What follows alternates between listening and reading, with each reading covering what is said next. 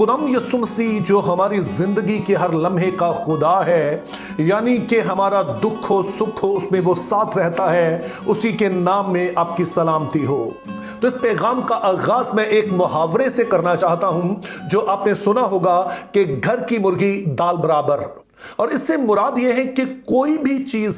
जो आपको आसानी से हासिल है या आपको आसानी से मिल जाती है, जिसके लिए आपको किसी तरह की तगोदौ नहीं करना पड़ती है, फिर वो चीज आपके लिए कोई ज्यादा कदर कीमत भी नहीं रखती है, या दूसरे लफ्जों में कहें तो वो चीज हमारे लिए मामूली बन जाती है। और शायद आप इस बात को जानते हो कि लफ्ज मामूली जो है वो मामूल से निकला है, और मामूल के लिए इंग्लिश में जो लफ्ज है वो है रूटीन, यानी कि वो जो आपने करना ही होता है काम, वो जो मुसलसल होता रहता है, तो इसको हम रूटीन कहते हैं, जिसका तर्जुमा मामूल है और वहीं से लफ्ज मामूली निकला है, यानी कि वो चीज जो कि अक्सर होती रहती है।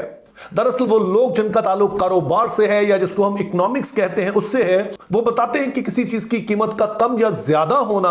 वो इस बात पर मुनहसर होता है कि उसकी तलब और रसद कितनी है, यानी कि उसकी डिमांड कितनी है और उसके मुकाबले में सप्लाई कितनी हो रही है। कि अगर किसी चीज की डिमांड है और आप खुली मकदार में वो बाजार में फेंक दें तो फिर उस चीज की कदर कीमत कम हो जाएगी, लेकिन अगर किसी चीज की शॉर्टेज हो जाए और आसानी से अवेलेबल ना हो तो उसकी कीमतें जो है वो चढ़ जाती है, वो ज्यादा हो जाती है। अब ऐसा ही कुछ हमें ज़बूर 126 में बताया गया, क्योंकि जब आप ज़बूर 126 की 5वीं और 6ठी आयत पढ़ते हैं तो उसमें लिखा है, जो आंसुओं के साथ बोते हैं वो खुशी के साथ वो काटेंगे, और जो रोता हुआ बीज बोने जाता है वो अपने पूले लिए हुए शादमान लौटेगा। अब मेरा ताल्लुक जो है वो एक गांव से है और मेरे वालिद जो थे वो एक किसान थे, और मैं बड़ा ही बखूबी जानता हूं कि इस बात का मतलब क्या है। क्योंकि होता यह है कि जिन लोगों ने गंदम बोनी होती है वो अक्टूबर नवंबर में तैयारी शुरू कर देते हैं, जमीन पर हल चलाना शुरू कर देते हैं, और जाहिर है कि अगर आपके पास बैल हैं तो आपको बड़ी मेहनत करके पहले हल चलाना होता है, जमीन को नरम करना होता है, और अगर आपके पास बैल वगैरह नहीं है और आपने ट्रैक्टर के साथ हल चलवाना है तो उसको आपको पे करना होगा।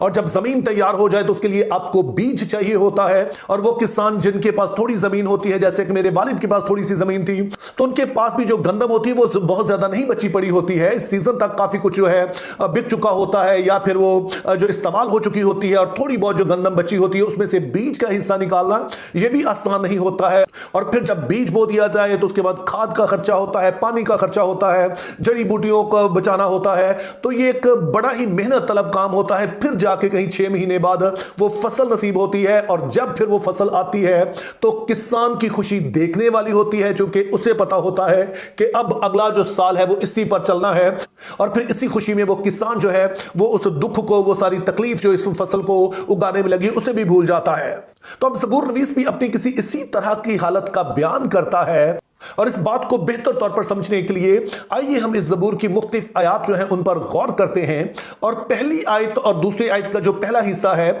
उसे पढ़ते हैं, और वहां पर हम देखते हैं कि हमें क्या मालूमात दी गई है। और इसमें लिखा है, जब खुदावंद सयून के असीरों को वापस लाया तो हम ख्वाब देखने वालों की मानित थे, उस वक्त हमारे मुंह में हंसी और हमारी जुबान पर रागनी थी। क्या आपको अपनी जिंदगी का कोई ऐसा लम्हा, कोई ऐसा वाकया याद है कि जब आप उस तजुर्बे में से गुजरे तो आपको लगा ये सारा कुछ जैसे ख्वाब होता है? यानी कि आप उस तजुर्बे से गुजर तो रहे होते हैं लेकिन आपको वो सारा कुछ असल नहीं लग रहा होता है, वो इतना नाकाबिल यकीन, इतना बड़ा लम्हा होता है कि एक बेयकीनी किसी सूरत हाल होती है। और यहां पर ज़बूर नवीस पहली अपनी हालत का यही बयान करता है कि ये इतना बड़ा वाकया था हमारे लिए कि हमें लगा कि हम ख्वाब देख रहे हैं, लेकिन इसके नतीजे हमें हमारे होंठों पर हंसी थी, हर तरफ जो कहके बिखरे हुए थे, और फिर हमारे होंठों पर गीत थे, खुशी के गीत थे, और वो खुशी हमारे अंदर से उछलकर बाहर आ रही थी।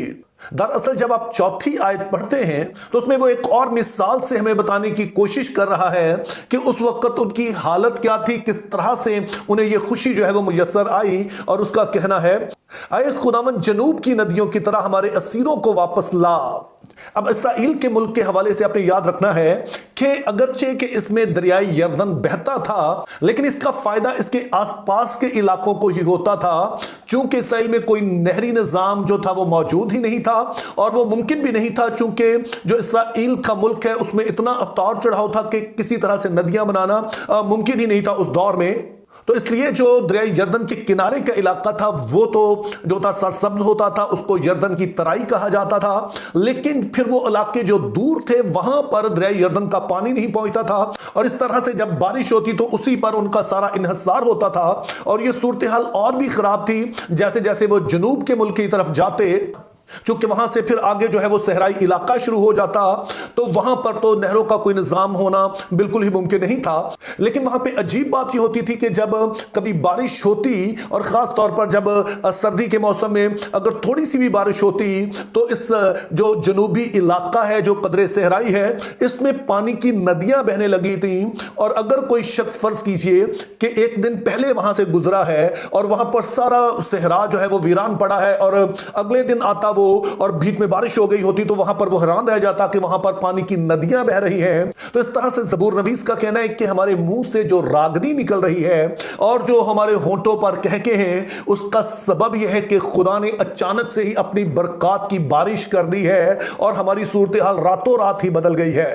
लेकिन यहां पर हमने याद रखना है कि ज़बूर नवीस सिर्फ इस बात से खुश नहीं है कि उन्हें यह बड़ी खुशी मिल गई है, बल्कि वो इस बात से भी खुश है कि जो कुछ खुदा ने उनकी कौमी जिंदगी में किया है, उसके सबब से उनके खुदा का चर्चा आसपास की कौमों में होने लगा है। तो इस तरह से ना सिर्फ जो खुदा ने उन्हें बरकत दी उससे खुश है, बल्कि इसलिए भी कि खुदा का नाम जो है इस सबब से जो है वो जलाल पा रहा है, लोग उससे वाकिफ हो रहे हैं। और अब आखिरी सवाल हमारे पास रह जाता है कि दरअसल हुआ क्या है यहां पर, और उसका हमें पहली आयत में ही बताया गया है कि जब खुदा सयून के असीरों को लौटा लाया, और जाहिर है यहां पर वाज़े तौर पर जो इशारा है कि जब 587 कबल मसीह में नबूकदनजर ने यहूदा के मुल्क पर हमला किया और फिर वो यरूशलेम को तबाह कर दिया, हैकल को बर्बाद कर दिया और यहां के लोगों को असीर करके ले गया, तो हुआ ये कि आसपास की जो कौमें थीं वो चूंकि इसराइल को पसंद नहीं करती थी,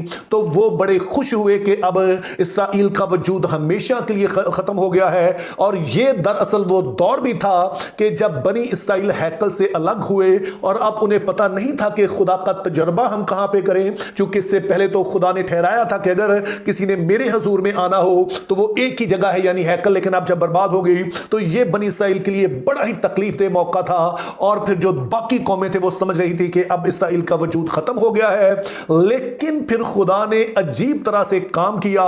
कि नबूकदनजर ने जो बादशाही कायम की थी उसके कुछ साल बाद के लगभग आप समझिए कि जब असीर करके ले गए, तो उसके कोई आप लगभग कह सकते हैं कि 40 साल के बाद एक दूसरा बादशाह आता है जिसका नाम खोरस है, जो फारस का बादशाह है। तो वो जो नबूकदनजर का मुल्क है इस पर कब्जा कर लेता है, और जितने लोगों को नबूकदनजर असीर करके लाया था, खोरस बादशाह इजाजत देता है कि वो अपने मुल्कों में चले जाएं। और दरअसल जब हम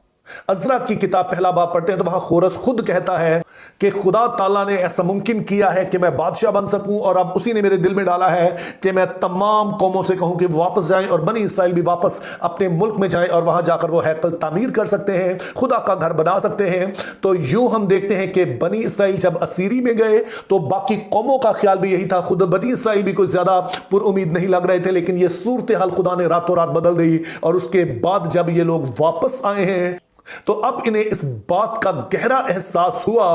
कि दरअसल कितनी बड़ी बरकत है कि जब उनके पास हैकल थी जिसमें वो खुदा के हजूर में जा सकते थे। और इस ज़बूर का जो सरनामा है उसमें लिखा हुआ है मालूत, यानी हैकल की ज़ियारत का गीत।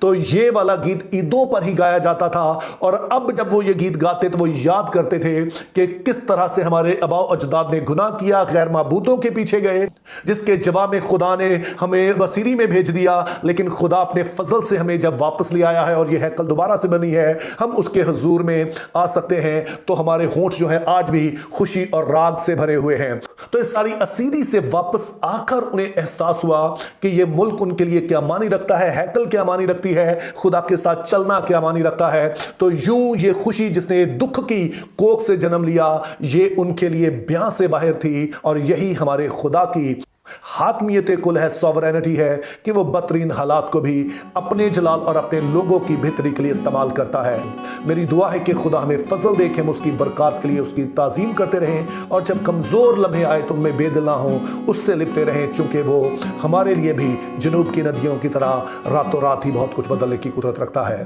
Think biblically, live purposefully, have a very good day.